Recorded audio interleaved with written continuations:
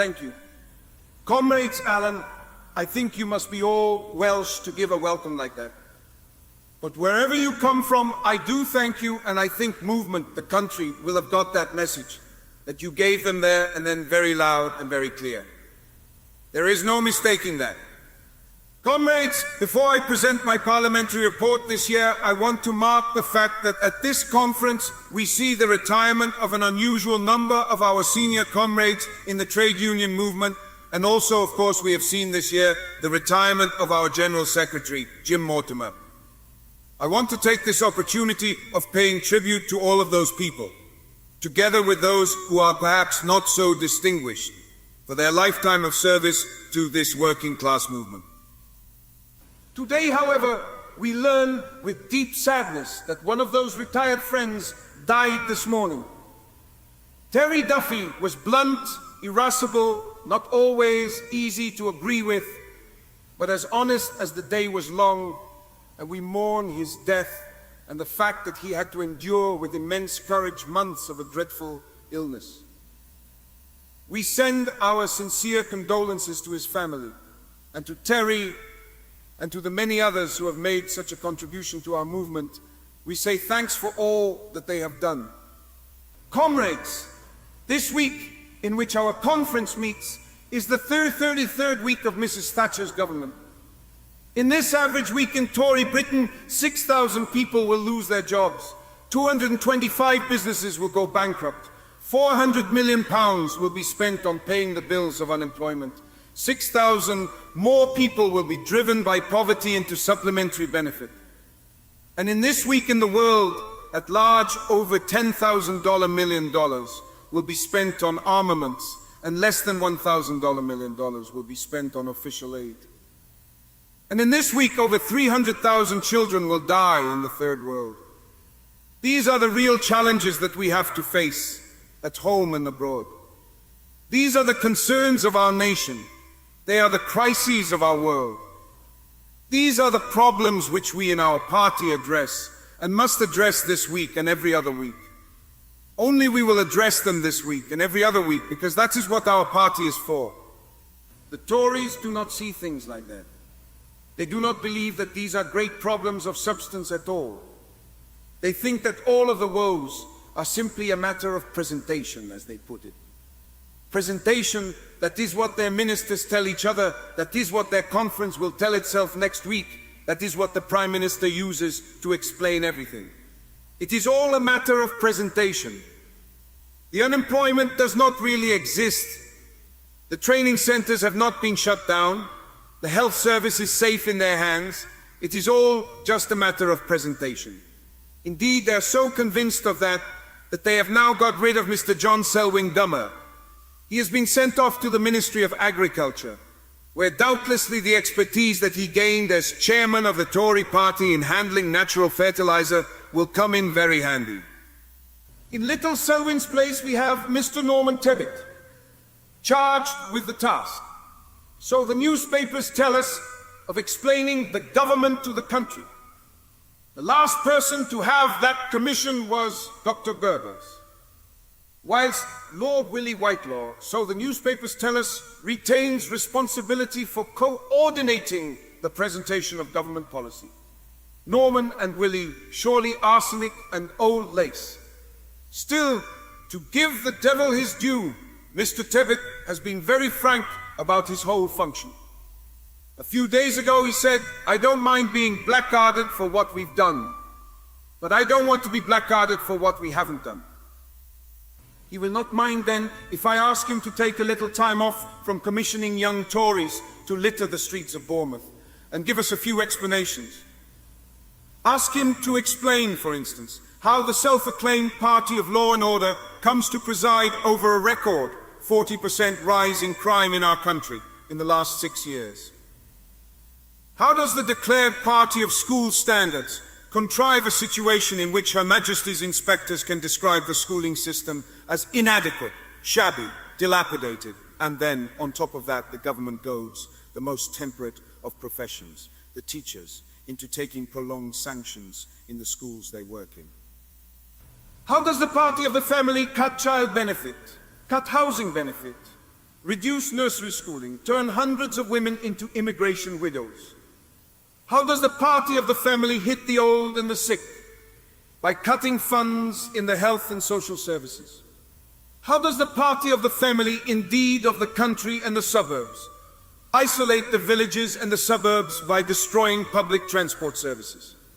How does the party of the family, above all, so arrange things that this year there is the lowest number of public housing starts in the whole of modern history, the same year in which a prime minister makes provision for her retirement, with a £450,000 fortress in Dulwich? Is that the mark of the family party? How is it that the party that promised to roll back the state has arrived at the situation where 700,000 more people are entirely dependent on the state because of their poverty during the time the Tories have been in government? How can the party of freedom, the Friends of Freedom, illegalize trade unionism in GCHQ Cheltenham? How can the party of freedom abolish the right to vote in the Greater London and Metropolitan County Councils? How can the party of freedom prosecute Sarah Tisdall and Clive Ponting? How can the party of freedom make secret plans to surrender completely the sovereignty of the British people in the event of war? How can the party of freedom do that? That did not happen when the Panzer divisions were at the French coast, when this country was in its most dire jeopardy. The institutions of freedom in this country were maintained. We insist that at all times of national gravity, at any time of public jeopardy, there is all the more reason for us to sustain the values and the institutions of our democracy in this country. That is what we tell the party of freedom. How does the party of enterprise preside over record bankruptcies? How does the party of tax cuts arrange that the British people now carry the biggest ever burden of taxation in British history? And how, above all, does the party that got the power by complaining that Labour isn't working claim in the name of sanity that there is a recovery going on, when unemployment rises remorselessly to the point where this Thursday they will record 3.4 million British people registered unemployed even on their fiddle figures? That is an awful lot. 3.4 million of moaning minis, even for the that is an awful lot. 3.4 million of moaning minis, even for the most malevolent Maggie to try and explain away. They are the paradoxes, they are the inconsistencies, they are the hypocrisies that Norman Tebbit has got to try and explain. No wonder they have given him a professional fiction writer as deputy chairman. But even if Geoffrey Archer was a mixture of the inventive genius of Shakespeare and Houdini and Uri Geller, all rolled up into one, he still would not be able to do the trick. Because the British people have rumbled, they have rumbled the methods, the motives, the style of the government. They now understand. The great majority of the British people, including very much those who are not disadvantaged, are now alarmed and ashamed by the way that this government rules, the divisions it creates, the dangers that it creates in our country. Their concern is recorded in every opinion poll. It is obvious in the statements of clergymen. It is even apparent amongst the soggier elements of the Conservative Party. And the breadth of that concern is evidence of the breadth of decent values and attitudes amongst the British people. The government ignores those feelings. They propose no concessions, no changes. All we get is a fleeting visit to what the Prime Minister thinks of as the North. And we get the Secretary of State for Employment in quarantine in the House of Lords. And then the other response that the government makes to national crisis is to preach continually that there will be some great miracle of prosperity in some great non-unionized, low-wage, tax-dodging, low-tech privatized day that one time will come upon us. It is a myth, mirage, fantasy, and the British people now know that. They want a government that changes those policies. They want a government that will lift the poor and the unemployed. They want jobs to be generated. And they have demonstrated in overwhelming majorities that they want unemployment and insecurity to be fought by the government, not used by the government as the main tool of its economic policies. That is what the British people want. They resent the Tory strategy of fear. They know that fear brings caution. Insecurity breeds stagnation. It does not bring the get-up-and-go society that Mrs. Thatcher talks about. It brings the keep your head down, hang on to what you've got, stay scared society. That is what it brings: anxiety, and the penalties of disadvantage do not make confidence or cooperation or strength or stability. They make deference, they make division, they make weakness, yes, and they make conflict too. When tension, division, distrust, racism, and idleness are ignited by hopelessness, all of those policies of fear and neglect create chaos in our society and on our streets. I say that we cannot afford to be ruled by a government that does nothing to combat that lethal mixture of stagnation and strife. We could not afford it at any time, but least of all can we afford it now, when our society must change or decay. We are in that time now, and there must be a better way to face those challenges, those alternatives, than the way that is shown by the government of Margaret Thatcher. I believe I know that in this party we do have that better way. I believe we have it because we have the values, the perceptions and the policies that come from democratic socialism. We have the combination of idealism, which stops us throwing in the towel and giving in to defeatism of Toryism, and the realism which makes us buckle down to finding and implementing the answers. That is the essence of what we believe in. That is the combination of idealism and realism that this country needs now. I say to this movement, and I say to the country, that combination is more necessary than ever before. We live in a time of rapidly and radically changing technology. We live at a time of shifts in the whole structure of the world economy. We live at a time of new needs among the peoples of the world, and new aspirations among young people and among women, late but welcome new aspirations among half of humankind.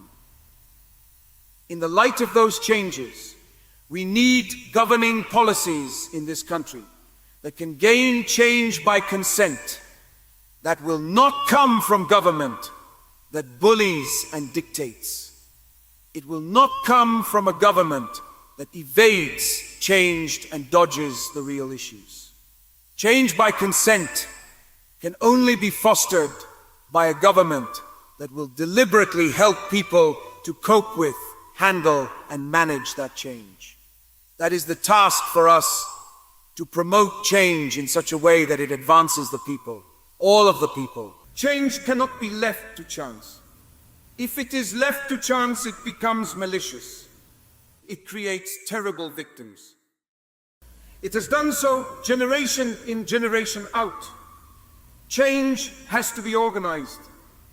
It has to be shaped to the benefit of a society deliberately by those who have democratic power in that society. And the democratic instrument of the people who exist for that purpose is the state. Yes, the state.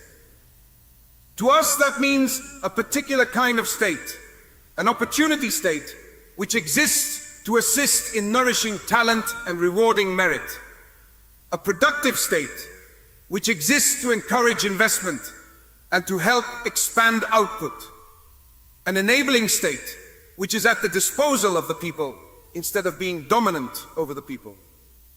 In a word, we want a servant state which respects those who work for it and reminds them that they work for the people of the country. A state which will give support to the voluntary efforts of those who, in their own time and from their own inspiration, will help the old, the sick, the needy, the young, the ill-housed, and the hopeless. We are democratic socialists. We want to put the state where it belongs, in a democracy, under the feet of the people, not over the heads of the people. That is where the state belongs in a democracy.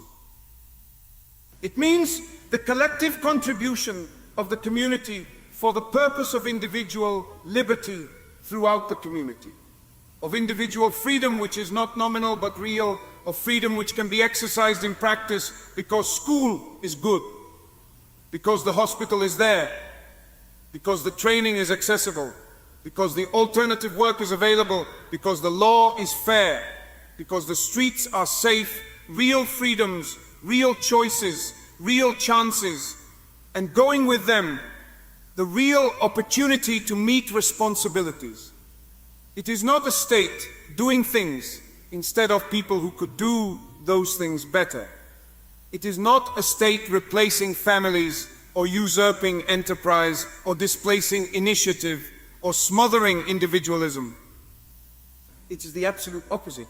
It is a servant state doing things that institutions, big institutions, rich institutions, corporate institutions, rich, strong people will not do, have not done with anything like the speed or in anything like the scale that is necessary to bring change with consent in our society. That kind of state is the state that we seek under democratic control. It cannot be done with brutality, and it cannot be done with blandness either. That is why the Social Democrats and the Liberals are utterly useless for the purpose of securing change with consent. They are in polo politics, smooth and firm on the outside and absolutely nothing on the inside. They do not really do anything or say anything to address the real problems. They have just had a fortnight of conferences, most of which they spent talking about themselves and having a sort of a seminar about which David was going to play second fiddle, because we all know which David is going to play first trumpet, don't we? They cannot be the enablers. For while there are doubtlessly people in their ranks who seek the decent ends of opportunity and production, there's no one there who will commit the means to secure those ends of opportunity and production. That is in the nature of the attitude that they have. On top of all that, in any case, all of their aims for the next election are geared to one objective: a permanent, vested interest in instability, a hung parliament in which they can be the self-important arbiters of power. That will be contemptible at any time. But at a time when the government is going to have to get on immediately, urgently, emergently with the task of generating jobs and investment, a strategy which is intent upon horse trading, juggling, balancing and ego flattering is totally contemptible. And the British people should know that. The Tories, meanwhile, do not desire enabling ends and plainly will not commit enabling means. In every policy of the Tory government, they have shown that their objective is to reduce what we have of an enabling state, what we have of a welfare state, to a rubble of shabby services and lost jobs. Of course, they tell us they are not real jobs. Teachers, doctors, nurses, home helps, ancillaries in the schools and in the hospitals, ambulance drivers, they are not real jobs. That is what the Tories tell us. We know they are real jobs. That is what the Tories tell us. We know they are real jobs. We know they are real jobs. Because if those jobs are not done, if people are not allowed to do them, the consequence is real pain, real loss of opportunity, real suffering, real misery, yes, and real cost too. That is why they are real jobs, as real as life and death. We see the Tories' attitude towards enabling people in the education cuts. We see it in the closure of skill centers and training boards. We see it in the reduction in apprenticeships. We see it in the attempted withdrawal of board and lodging allowances to unemployed youngsters and to the chronically sick who need residences. Above all, we now see the government's attitude towards enabling in the proposals made by Norman Fowler in his Social Security Review, which you debated this morning. Social Security Review. It would more appropriately be called social insecurity for you and you and you and you and you. Everybody in this country is going to be disadvantaged if they ever get the chance to implement those policies fully.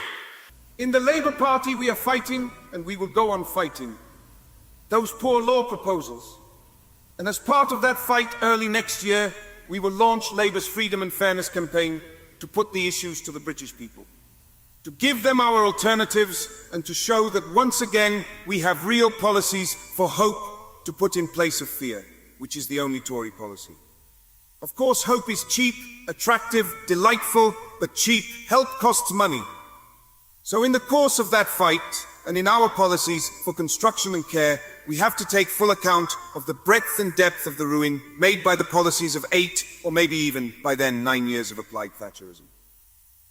The extent of that ruin is awful. Last Wednesday, the Association of British Chambers of Commerce reported our shrinking manufacturing base and deteriorating trade performance raises a fundamental question about the future of the British economy. How do we pay our way in the world when the oil trade surplus, at present a huge £11,500 million, begins to disappear in the late 1980s? Answers to these questions from economic ministers and senior civil servants have been unsatisfactory. Comrades, in the last 6 years alone among the major industrial nations, manufacturing production in Britain has actually fallen by 8%. Investment in manufacturing production has fallen by 20%. Manufactured trade has moved from a surplus of £4,000 million in the last year of the Labour government to a deficit of £4,000 million in the 6th year of the Tory government. In the years since 1979, our economic strength has been eaten away just as surely as if we had been engaged in a war. I put it to this party, I put it to the country, not as a defense, not in any defensive sense whatsoever, but as a salutary fact of life. The Tories have been the party and the government of destruction. If we are to rebuild and recover in this country, this Labour Party of production, that is where our future lies. It is not a new role for us, but it does require a fresh and vigorous reassertion. Over the years, our enemies and critics, yes, and a few of our friends as well, have given us the reputation of being a party that is solely concerned with redistribution, of being a party much more concerned about the allocation of wealth than the creation of wealth, It was not true. It is not true. It never has been. And all our history shows that from the great industrial development and nationalization acts of the Attlee government, which gave this country a post-war industrial basis, through to the Wilson government's investment schemes and initiatives that brought new life to where I come from, to South Wales, to Scotland, to the Northeast, to Merseyside, to the new towns of the Southeast, right through to the actions of the last Labour government, which ensured that at least we retained a British computer industry, a British motor industry, a machine tool industry, a shipbuilding industry. We have a long record and need give no apology. Now, in the 1980s, we face new challenges in our determination that our country shall produce its way out of slump. There is the challenge of the high-tech industries, which 6 years ago had a surplus with the rest of the world, and now run a £2.3 billion deficit with the rest of the world, as a result of deliberately depressed demand, withdrawal of research and development and expensive money, the policies of the Tory government. We have challenges too from the traditional industries, those industries dismissed, written off by a Tory government that calls them smokestack industries, and really think that Britain's future is as a warehouse, a tourist trap, with nothing to export but our capital. That is the vision they have of the future, totally impractical, ruinous, not only for our generation, but for all those to come. Through our Jobs in Industry campaign, in all our policies, we in this party say to the British people, Britain has made it. Britain can make it. And provided that we give to the workers, the managers, the technicians, the people of Britain, the means to make it, Britain will make it in the future if we have a Labour government. Those means that they must have at their disposal are training, research and development, and finance for investment over periods and at prices that producers can and will afford. That is absolutely crucial. Other countries do it, and nobody has yet explained satisfactorily to me how it can be, why it should be. That we have a government and a financial system that believe that Britain can't do it. Britain can't make it, and in any case, Britain shouldn't make it in the future. We cannot afford that surrender mentality from government. We have got to have a government like those of Japan, Germany, Sweden, France and Italy, which put the real interests of their country first. They don't talk about competing in the world economy as if it is a game of cricket. They talk about competing and they mean it, so they put their money where their speeches are. I'm not saying that an economy can revive and thrive only with government. I'm saying that it is a fact of life in a modern economy that there can't be any real progress while the policies of a government lie like a great stone across the path of productive manufacturing advance. I'm not saying that it can only be done with government. I'm saying that the fact of life is that we will not revive and thrive without the active support, involvement, participation of government. To all those defeatists, the real moaning minis of Britain, who say it's all very well, but British workers won't respond. British managers won't respond. I say, go to the industries in Britain where modernization has taken place, some of them foreign-owned, and see how, when people have the means, they can stand their corner with any competing industry in the world. I say too to them, go to where, in Labour local authorities, enterprise boards have been established, bringing together public capital and private capital, bringing together people with common objectives, and see how they succeed in measurement by anybody's terms. Go and see where people get the chance, how they take that chance, how they use it, how they use money to make production, how they spend some to make some, how they are determined to make modern things for modern markets, and do it successfully from handing. We won't accept the defeatism, the surrender mentality. That is why the first priority as the next government of Britain will be to invest in Britain. It has been obvious for decades and disastrously clear since the Thatcher government took away controls on the export of capital 6 years ago that Britain is a grossly underinvested country. There is less excuse for that now than ever. The Tories have had more oil money in every month that they have been in government than Jim Callaghan's government had in a whole year of government. They have spent that money on sustaining unemployment. And even as the oil money poured out on that unemployment, even as it poured in to the exchequer, the investment money poured out of the British economy altogether. In the last 6 years, over £60,000 million of investment capital has left Britain. We need that money, not the Labour Party or the Labour government. Britain needs that money if we are to rebuild. That is why we are going to establish our scheme to bring the funds back home where they are needed, so that they can be used for generating employment, development and growth in our economy. We are going to use those funds for long-term loans, for the purchase of modern machinery, for research and development, for training. We will ensure that the return paid is comparable to what can be got elsewhere. But the difference will be this. Those resources will be here for the process of investment, for the purpose of creating wealth, for the purpose most of all of generating jobs here in Britain.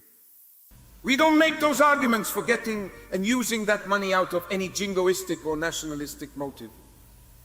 What we say is this: we need those policies, for we simply cannot afford the level of charity shown by the money handlers of Britain towards our advanced industrial competitors.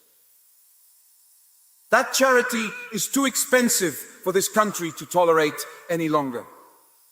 We need that money. We need the money to be able to produce. We need the money to be able to generate those jobs, further development, new investment.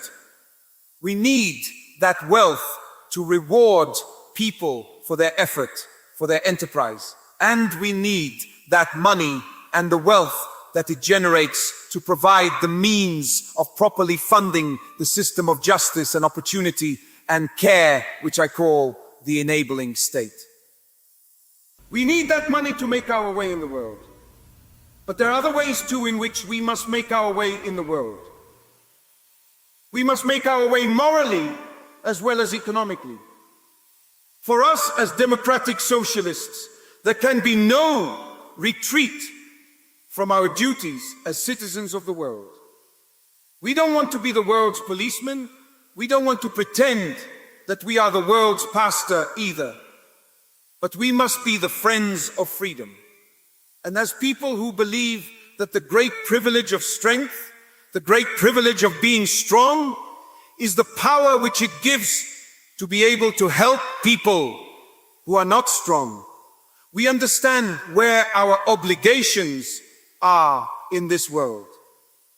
If the morality won't convince people, if the ethics won't convince people, let the practicalities, the material practicalities, convince them. In this world now, we either live together or we decay separately. It is in our material interest to ensure that the supplicants of the third world are turned into customers and consumers by relieving them of the terrible burdens of interest, by the effectiveness of our aid policies, and by assisting in their development. That is a clinical fact stripped of all emotion, and I use it to persuade the falterers. But even to them I say that if you had come with me this year to see the different levels of need in the barrios of Managua and the shambas of Tanzania, in the desert settlements of Kenya, and most of all in the back streets of Addis Ababa, for I have never seen such destitution, I would not have to tickle you with profit. If you had seen and touched and felt and smelt, you would know where your duty as free people, as people with money, as people with power and strength, really lies in this world. I say to those people that they would want to do all they could to give life and to help people make a life for themselves. They would. That is what the British people showed just on the basis of television pictures, even without the touch on the skin of a starving child. The British people showed it and will go on showing that they feel that putting food in people's stomachs and putting clothes on people's backs and putting roofs over people's heads is our place in the world. And even more than that, they show they understand that helping people to provide the means to grow their food, to make their clothes, to find their freedom, is our place in the world in this democracy. Just as it is the duty, the privilege of the strong to help the weak, so it is the duty of the free to help those across this planet who are oppressed because of their beliefs, the color of their skin, their sex, their poverty, their powerlessness, their principles. We reach out to them, for we must be the friends of those who are oppressed, those who are made captives in their own lands. In our efforts, right throughout this movement, some announced, some more subtle, to secure the release of refuseniks and so-called dissidents in the Soviet Union, in our support for Solidarnosc, in our aid for the Democrats of Chile, in our backing, our solidarity with the democratically elected government of the Republic of Nicaragua. We stand with them in all those and in many other ways. In our support for the United Nations, we know that for us as free people, freedom can have no boundaries. Comrades, the government doesn't know that. Britain should not have to be dragged fumbling, stumbling and mumbling into imposing even the most nominal economic sanctions against apartheid South Africa.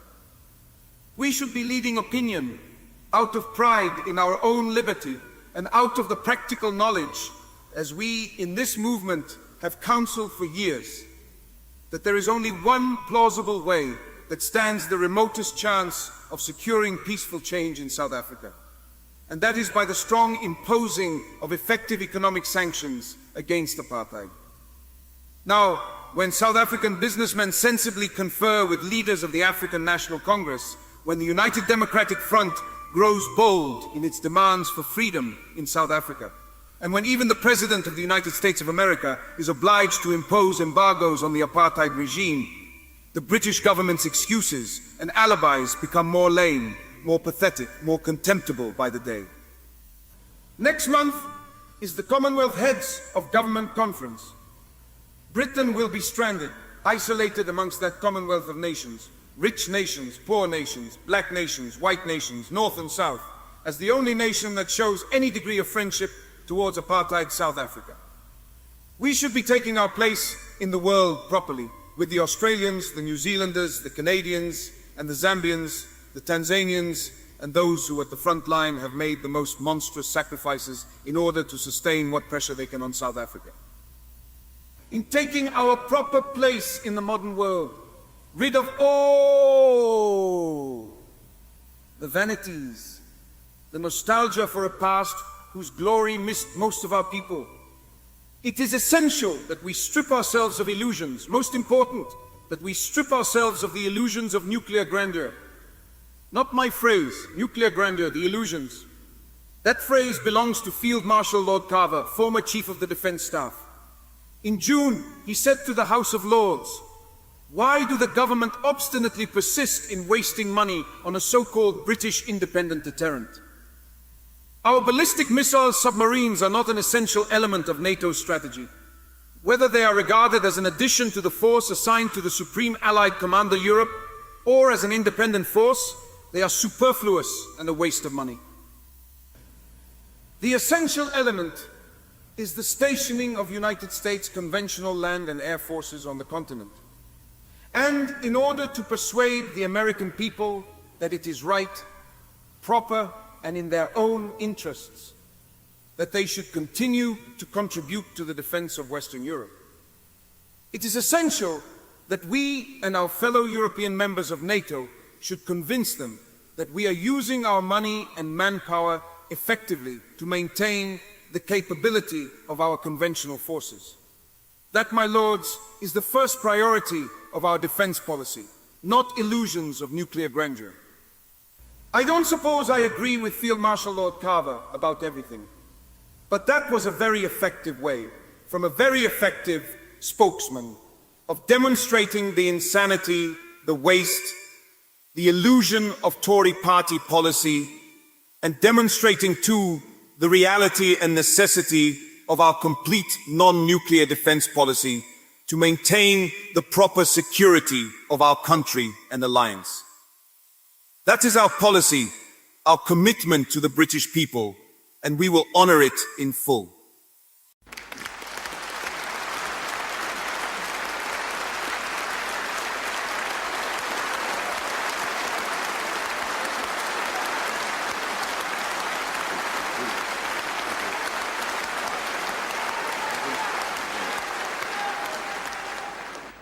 We want to honor our undertakings in full, in every sphere, every area of policy.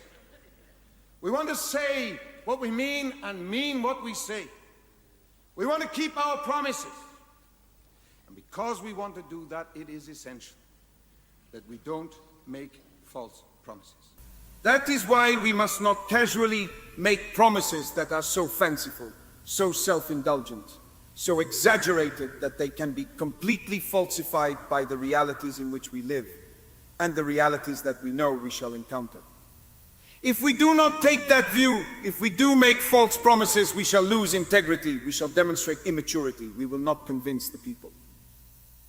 Comrades, 463 resolutions have been submitted to this conference on policy issues, committed honestly, earnestly, and a lot of thought has gone into them. Of those 463, 300 refer to something called the next Labour government, and they refer to what they want that next Labour government to do. I want to take on many of those commitments. I want to meet many of those demands. I want to respond to many of those calls in practice, not in words, but in actions. A precondition to honoring those or any other undertakings that we give. That precondition is unavoidable, total, insurmountable, and it's a precondition, and in this movement we don't want to surmount. It is the precondition that we win a general election. That is the precondition.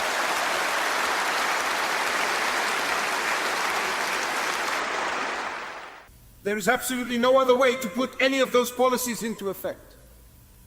The only way to restore, the only way to rebuild, the only way to reinstate, the only way to help the poor, to help the unemployed, to help the victimized, is to get the support of those who are not poor, not unemployed, not victimized, who support our view. That means comrades reaching out to them and showing them that we are at one with their decent values and aims, that we are with their hopes for their children, with their needs, with their ideals of justice, improvement and prosperity in the future. There are some in our movement who, when I say we must reach out in that fashion, accuse me of an obsession with electoral politics. There are some who, when I say we must reach out and make a broader appeal to those who only have their labor to sell, who are part of the working classes, no doubt about their credentials, say that I am too preoccupied with winning. There are some who say, when I reach out like that, and in the course of seeking that objective, that I am prepared to compromise values. I say to them, and I say to everybody else, and I mean it from the depths of my soul, there is no need to compromise values.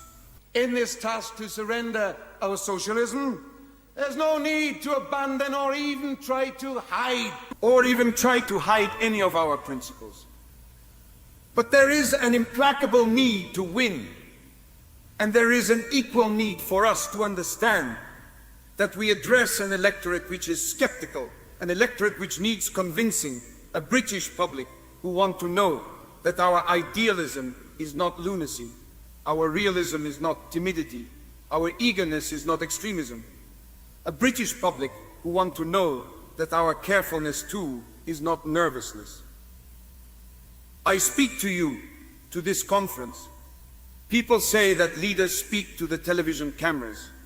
All right, we have got some eavesdroppers, but my belief has always been this, and I act upon it and will always act upon it. I come here to this conference primarily, above all, to speak to this movement at its conference. I say to you at this conference, the best place for me to say anything, that I will tell you what you already know, although some may need reminding. I remind you, every one of you, of something that every single one of you said in the desperate days before June the 9th, 1983. You said to each other on the streets, you said to each other in the cars rushing around, you said to each other in the committee rooms, elections are not won in weeks, they are won in years. That's what you said to each other. That's what you've got to remember. Not future weeks. Not future weeks, not future years. This year. This week, this conference, now this is where we start winning elections, not waiting until the returning officer is ready. Secondly, something else you know. If socialism is to be successful in this country, it must relate to the practical needs and the mental and moral traditions of the men and women of this country. We must emphasize what we have in common with those people who are our neighbors, workmates, and fellow countrymen and women, and we have everything in common with them in a way we could not do if we were remote, if, like the Tories, we were in orbit around the realities of our society, if, like the Social Democrats and the Liberals, we stood off from those realities, retreated from them, deserted them. But we are off for the people. That is our identity, that is our commitment, that is how much we have in common with the people. Let us emphasize that, let us demonstrate it, let us not hide it away, as if it was something extraordinary or evidence of reaction. Let us emphasize what we have in common with the people of this country. We must not dogmatize or browbeat. We have got to reason with people. We have got to persuade people. That is their due. We have voluntarily, every one of us, joined a political party. We wish a lot more people would come and join us, help us, give us their counsel, their energies, their advice, broaden our participation. But in making the choice to join a political party, we took a decision. And it was that, by persuasion, we hoped that we could bring more people with us. So that is the basis on which we have got to act, want to act. Thirdly, something else you know. There is anger in this country at the devastation brought about by these last 6 years of Tory government. But strangely, that anger is mixed with despair, a feeling that the problems are just too great, too complex to be dealt with by any government or any policy. That feeling is abroad.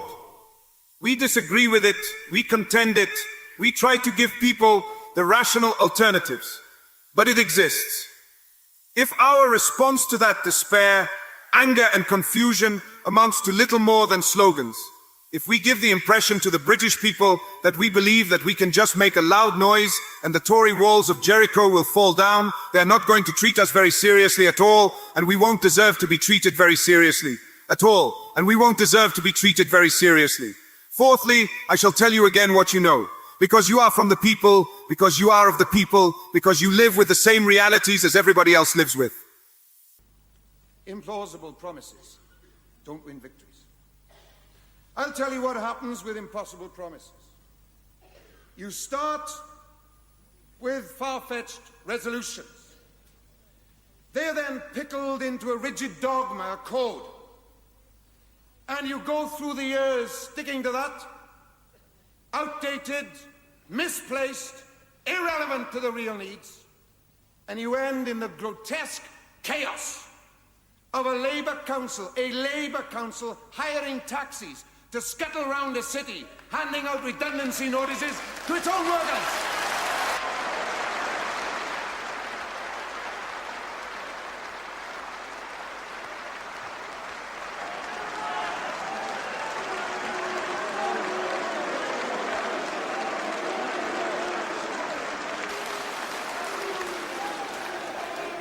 The voice of the people, not the people here, the voice of the real people with real needs is louder than all the boos that can be assembled. Understand that, please, comrades, in your socialism, in your commitment to those people. Understand it.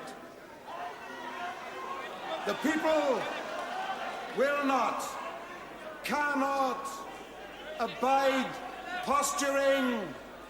They can't respect the gestured generals or the tendency tacticians. Comrades, it seems to me lately that some of our number become like sort of latter-day public school boys. It seems it matters not whether you won or lost, but how you played the game. We can't take that inspiration from Rudyard Kipling. Those game players get isolated, hammered, blocked off. They might try to blame others, workers, trade unions, some other leadership, the people of the city for not showing sufficient revolutionary consciousness, always somebody else, and then they claim a rampant victory. Whose victory?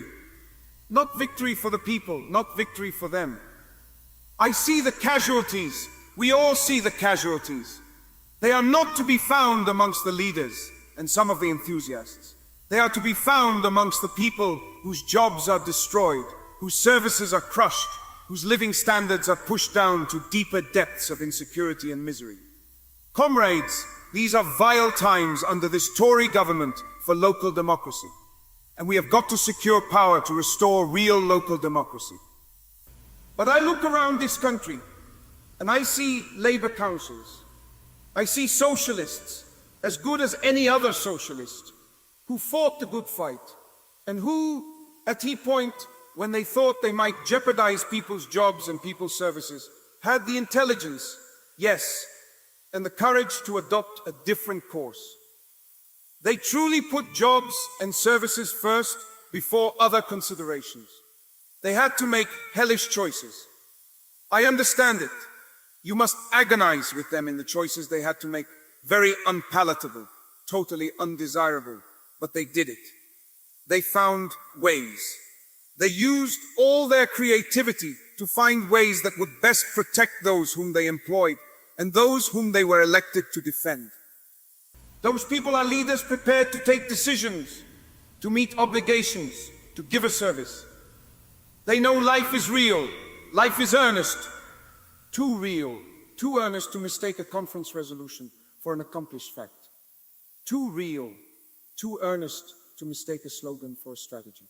Too real, too earnest to allow them to mistake their own individual enthusiasm for mass movement. Too real, too earnest to mistake barking for biting. I hope that becomes universal too. Comrades, I offer you this counsel. The victory of socialism, said a great socialist, does not have to be complete to be convincing. I have no time, he went on, for those who appear to threaten the whole of private property, but who in practice would threaten nothing. They are purists and therefore barren. Not the words of some hypnotized moderate, not some petrified pragmatist, but Anurin Bevan in 1950, at the height of his socialist vision and his radical power and conviction. There are some who will say that power and principle are somehow in conflict. Those people who think that power and principle are in conflict only demonstrate the superficiality, the shallowness of their own socialist convictions. For whilst they are bold enough to preach those convictions in little coteries, they do not have the depth of conviction to subject those convictions, those beliefs, that analysis to the real test of putting them into operation in power. There is no collision between principle and power. For us, as democratic socialists, the two must go together, like a rich vein that passes through everything that we believe in, everything that we try to do, everything that we will implement. Principle and power, conviction and accomplishment going together. We know that power without principle is ruthless and vicious, and hollow and sour. We know that principle without power is naive, idle sterility. That is useless, useless to us, useless to the British people to overcome their travails, useless for our purpose of changing society as democratic socialists. I tell you that now. It is what I have always said. It is what I shall go on saying, because it is what I said to you at the very moment that I was elected leader. I say to you in complete honesty. Because I owe this party everything I've got, not the job, not being leader of the Labour Party. I owe this party every life chance I've had from the time I was a child. A life chance.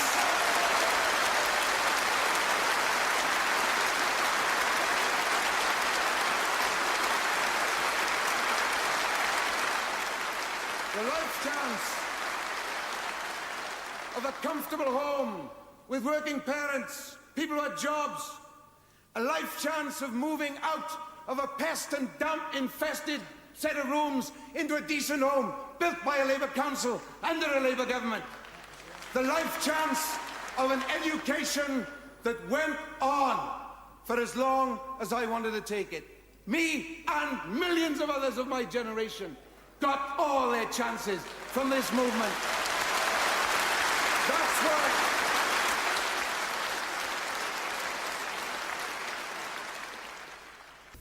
I say that this movement, its values, its policies applied in power, gave me everything that I have got. Me and millions like me of my generation and succeeding generations. That is why it is my duty to be honest, and that is why it is our function, our mission, our duty, all of us, to see that those life chances exist and are enriched and extended to millions more, who without us will never get the chance of fulfilling themselves. That is why we have got to win. That is what I have always believed, and that is what I put to you at the very moment that I was elected. In 1983, I said to this conference, we have to win. We must not permit any purpose to be superior for the labor movement to that purpose. I still believe it. I will go on saying it until we achieve that victory, and I shall live with the consequences, which I know. If this movement is with me, will be victory. Victory with our policies intact, no sellouts, provided that we put nothing before the objective of explaining ourselves and reasoning with the people of this country. We will get that victory with our policies, our principles intact. I know it can be done. Reason tells me it can be done. The people throughout this movement, who I know in huge majority share all these perceptions and visions and want to give all their energies, they know it can be done. Realism tells me it can be done, and the plain realities and needs of our country tell me it must be done. We've got to win. Not for our sakes, but really, truly, to deliver the British people from evil. Let's do it. Thank you, comrades. Everybody has got the message. We're not the Liberals or the Tories. Thank you very much.